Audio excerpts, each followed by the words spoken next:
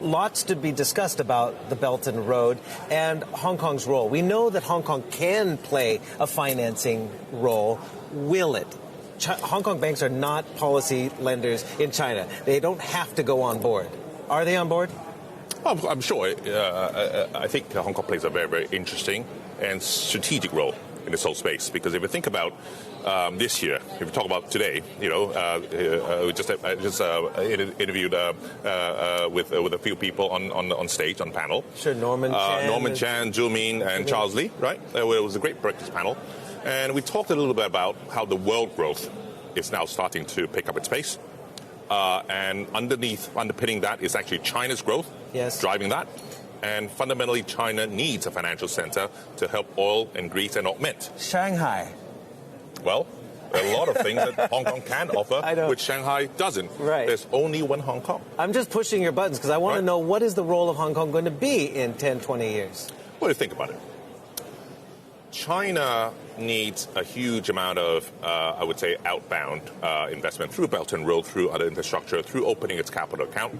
And Hong Kong is that very access point in terms of where the market is open. Right. Flip side, post-inclusion of RMB into SDR, the world is also requiring to go through a biggest asset redenomination process into China, into RMB, and Hong Kong is also playing that conduit in terms of some of the Bond Connect, Stock Connect, and that very connecting role is exactly what strategic position Hong Kong needs to play. Let's talk about One Belt, One Road specifically because it's a very complex endeavor by Xi Jinping and the Chinese. Multiple countries, multiple regulatory bodies, multiple risks. How does Standard Chartered and other private sector banks adequately assess the risks associated with various projects?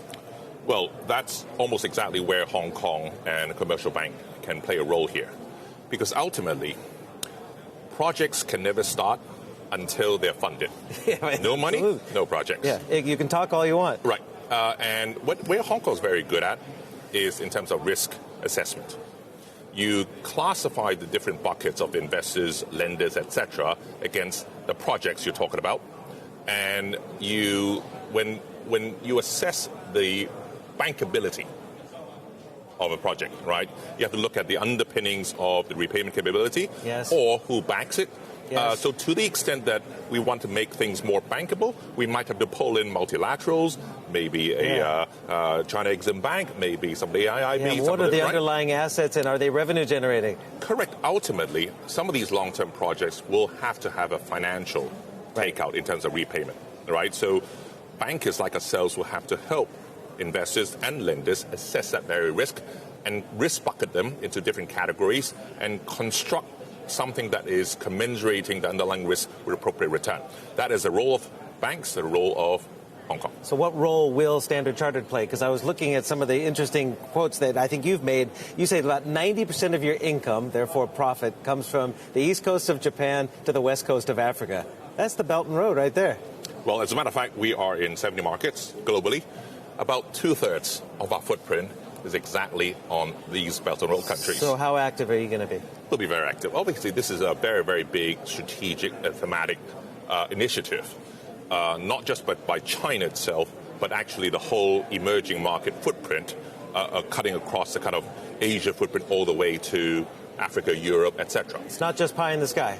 Well, I don't think so, because the underlying need for infrastructure is there. What you need to process is to sift through which projects are bankable and commercially viable, which projects probably won't be, and through that process, you arrange financing. It's not just about financing.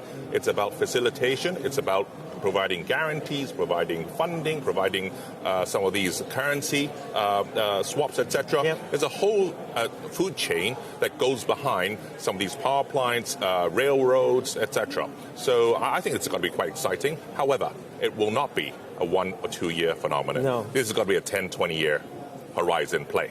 You have to look at the long-term position. Okay, let's talk short-term right now and rates. We all know what the Fed is doing, probably 3 interest rate hikes coming up in 2018. When does Hong Kong eventually raise rates? And what happens with mortgage rates? We've already seen tightening there. We know the property market. There's a multifaceted question, but it's all interlinked. Right.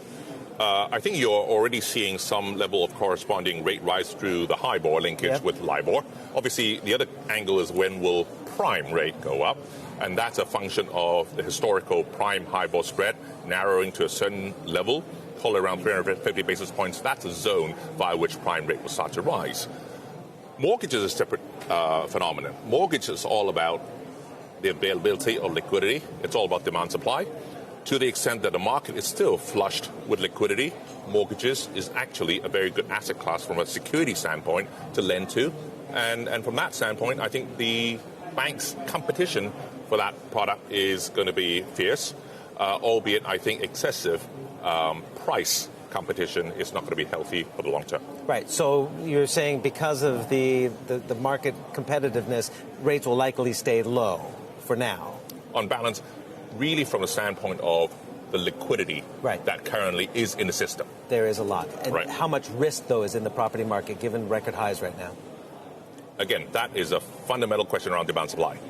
There is a huge sill of unmet needs in terms of demand. Land supply remains on the low side, and therein lies a kind of output of pricing to be quite high. Now, I do think prices coming down a little bit would be healthier output. It's just a matter of it's a free market here. Fairly quickly, and it's a big question. How do you assess the risk in the Chinese banking system right now? Obviously, the regulators are cracking down further.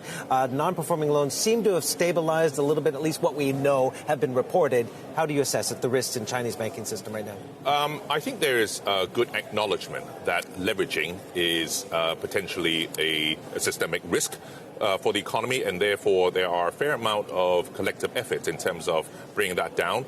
Obviously, in China, you have to strike a balance between growth as well as stability, right? And what China is focusing on right now is not the absolute growth as much as quality growth.